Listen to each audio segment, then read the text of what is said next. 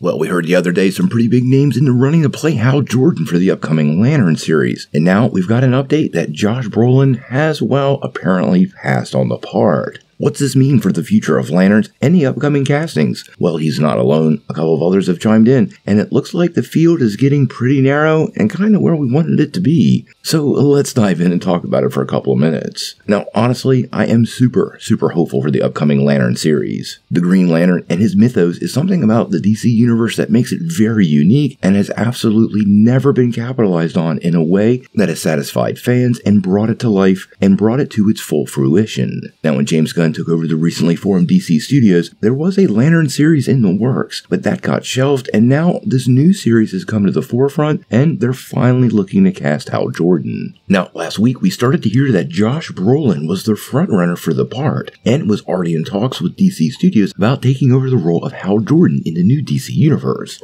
Now, this was followed up by several other reports, in which kicked around a lot of names, including Ewan McGregor, Matthew McConaughey, and Chris Pine. Now, over the last couple of hours, we've gotten a couple of updates, so let's kick the first one off with The Hollywood Reporter. Now, what they are saying is that Josh Brolin has actually declined the opportunity to play the part of Hal Jordan in James Gunn's new DCU. Now, this doesn't mean Brolin won't show up later in the DC universe. I think he just didn't go with this part. Makes me wonder about where the Hal Jordan character might be going and why Brolin didn't want it. He was a bit old for the role, but definitely could have played a grumpier, older version of the Hal Jordan character. This was followed up by a couple of other reports, and they were a little bit more difficult to source. But apparently, Ewan McGregor and Matthew McConaughey apparently have no interest in the role, leaving the one person that pretty much everybody wants to be Hal Jordan, Chris Pine. Now, if you remember correctly, back in the Wonder Woman films, he played the part of Steve Trevor. He actually died at the end of the first movie and was a major plot device for the second.